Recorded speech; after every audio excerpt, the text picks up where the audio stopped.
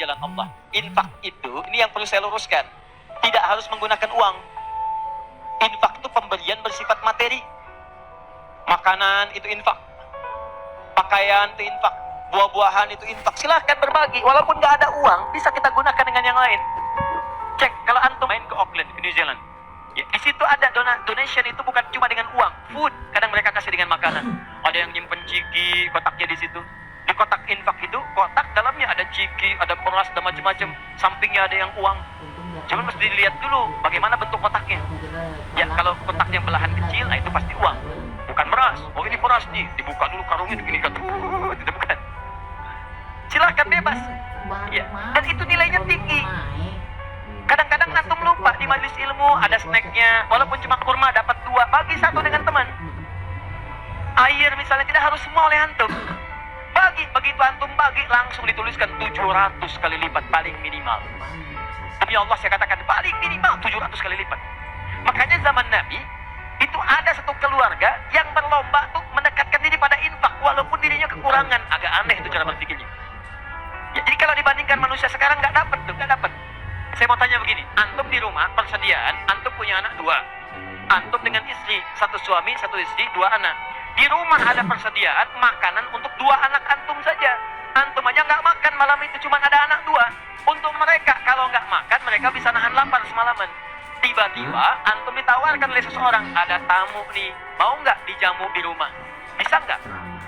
Pertanyaan saya, kalau ada orang yang datang seperti itu ke tempat antum, Mas, ini ada tamu, saya nggak bisa jamu, bisa nggak antum jamu? Di rumah antum cuma ada makanan untuk anak-anak, antum pun nggak bisa makan. Pertanyaan saya, dijamu nggak teman itu? Kenapa diam?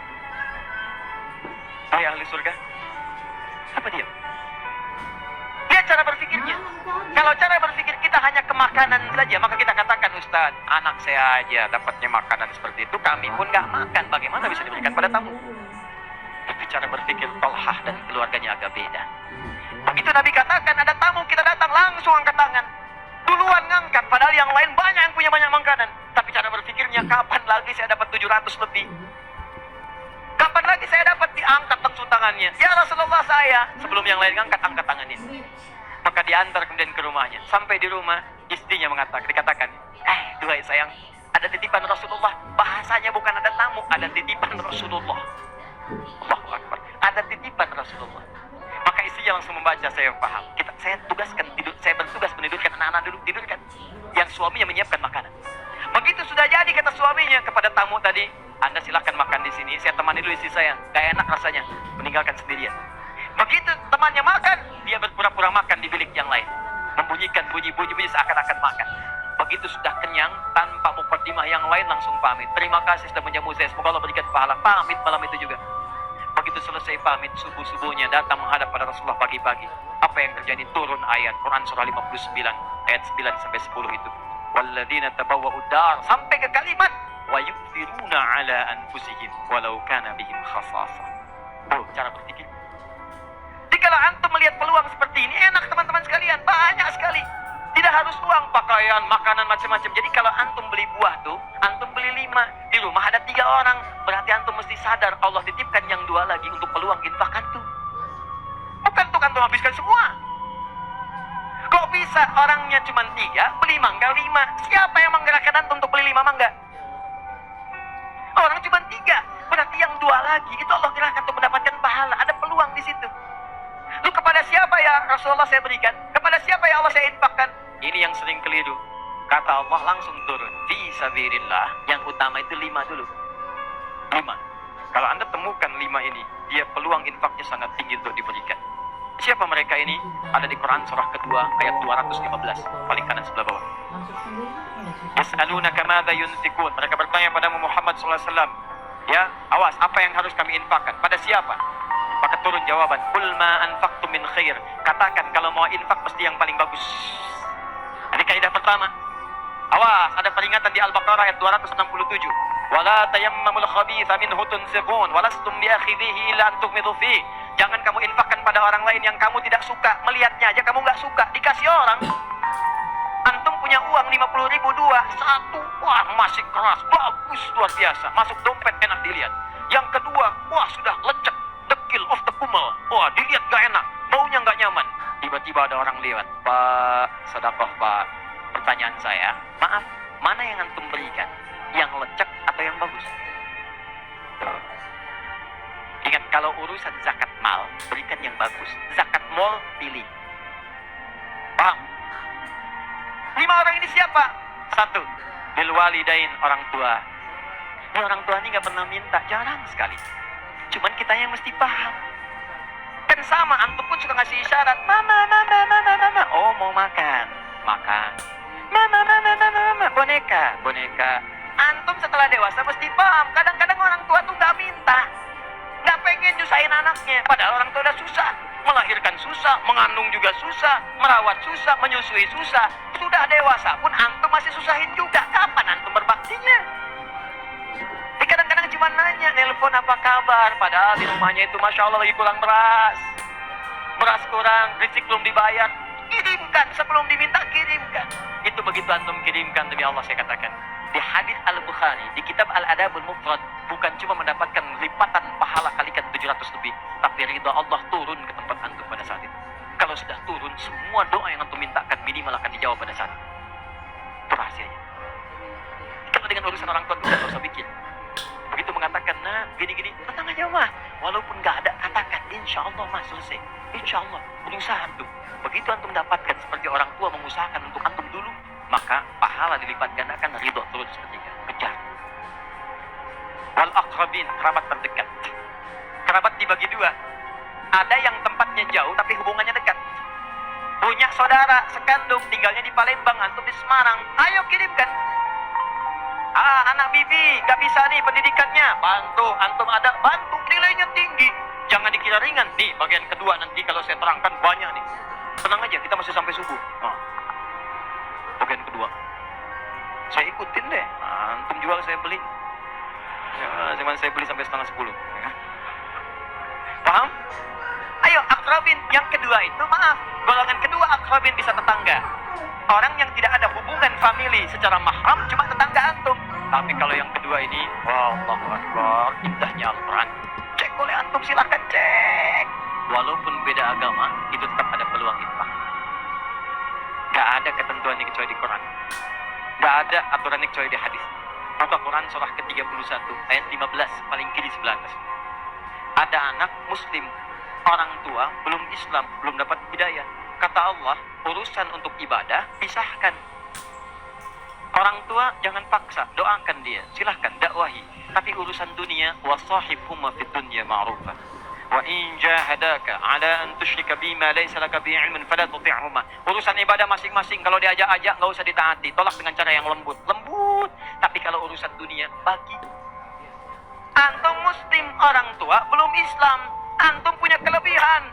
Uang agak banyak, melimpah, makanan ada, bagi. Kata Allah, jangan lihat kemudian kepercayaannya karena dia belum muslim. Bagi. Indah teman-teman sekalian.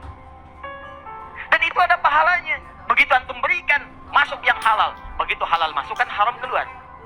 Kan cara berpikirnya begitu. Halal masuk, yang haram keluar. Begitu keluar, sekat di hatinya terbuka. Karena yang haram itu saat masuk di hadis muslim, haram masuk, natah sauda, noda hitam. Noda menutup. Kalau masuk jadi daging dia, antum misal, iyadzubillah, bukan antum, ada orang lain konsumsi yang haram. Yang haram masuk ke dalam mulutnya, masuk ke tubuhnya, beredar dengan darah, jadi daging, masuk ke telinga. Quran surah 6 ayat ke-25. Wa fi adhanihim naqra, waqra, di telinganya ada sumbatan. Maka yang haram cepat kedengaran, yang halal susah. Masjid dekat, suaranya dekat, Allahu Akbar, susah. Tapi konser yang macam-macam, yang joget, yang ini, yang itu, nyampe tuh konser di Jakarta, dari Semarang tembus ke sana. Wa ada absarihim ghisyawah, masuk ke mata, jadi penghalang, nutup. Quran surah kedua ayat ke-7. Gak kelihatan. Orang ke masjid itu bukan gak kelihatan, nampak, cuman gak ada dorongan. Akhi, ayo ke masjid. Ya, alhamdulillah, nanti. Padahal yang besar lewat, kecil lewat. Yang paling aneh itu begini, kok bisa antum lewat depan masjid, padahal bisa lewat jalan lain? Kenapa Allah antarkan sampai lewat depan masjid? Jadi kalau sudah Allah antarkan ke tempat-tempat yang baik, belum ingat Allah juga, antum mesti diantarkan kemana lagi? Tuh. Kok bisa antum lewat dengar adzan, padahal bisa antum lewat jalan lain, gak kedengaran adzan? Kenapa kemudian yang dengar antum? Kok bisa lewat jalan itu kelihatan mata, padahal bisa ada jalan lain? Kok bisa ngelihat? Kalau Allah sudah berkehendak kebaikan, antum masih belum bisa membacanya, mesti ditanya. Itu pasti ada maksiat masuk. Caranya keluarkan. Kalau yang haram masuk, masukkan yang halal. Maka yang haram akan dihancurkan. Hancur, hancur, hancur. Kemudian muncul yang halalnya. Kalau halal sudah masuk, maka hati itu akan mudah untuk mendekat kepada Allah. Doakan, doakan. Demikian tetangga kita. Jangan dikira tetangga antum yang muslim saja. Mungkin kita ada non-muslim samping kita. Mungkin ada yang Kristen, ada yang Hindu, yang Buddha. Dalam hubungan keduniaan indah. Silahkan berbagi. Apa antum gak pernah dengar hadis Nabi? Siapa yang masak makanan, baunya sampai ke tetangganya, maka bagilah dia walaupun cuma buahnya. Tapi maksudnya bukan daging yang antum makan, kuahnya antum bagi. Bukan. Tidak. Maksud hadis itu walaupun cuma masak kuah, bagi juga supaya dia tidak negatif thinking, tidak salah paham. Antum gak ada ayam, adanya singkong, cuma dimasak bumbu opor. Bumbunya opor, tapi dagingnya singkong. Dimasak gak antum bagi, tetangga bilang, oh masak opor enak nih, padahal singkong. Dibagi walaupun cuma kuahnya. Tapi pertanyaan saya, apakah hadis itu mengatakan kalau tetangga anda muslim saja? Tidak. Never. Di walaupun dia non muslim, masak. Bagikan sebelum dia menghirup baunya, ketuk pintunya. Begitu diketuk dia keluar. Ada apa Pak? Ini ada makanan, walaupun sedikit, mudah-mudahan bisa bermanfaat. Bapak baik sekali, terima kasih. Bukan baik, Allah yang memerintahkan saya untuk berbagi. Dan saat itulah kalimat Allah mengalir di hati yang paling-paling mengguyur ke jiwanya. Masuk jadi hidayah. Masya Allah, besok-besok dia ketuk pintu kan, Assalamualaikum, udah gitu Assalamualaikum. Sebelumnya tidak. Begitu dibuka sambil mengembalikan yang kemarin, ya, panci yang kemarin dikembalikan. Pak, ini apakah Allah sudah memerintahkan berbagi lagi hari ini? Oh. Lumayan. Nggak ada aturan kalau bukan non muslim jangan bagi. Nggak ada, indah dalam Islam itu. Jadi walaupun anda kasih ke yang non muslim, pahala dituliskan. Jadi jangan pilih-pilih kalau urusan dunia. Anda masak di samping Islam, sampingnya lagi Kristen, sampingnya lagi kemudian muslim, non muslim. Bagi yang muslimnya, yang non muslim tidak.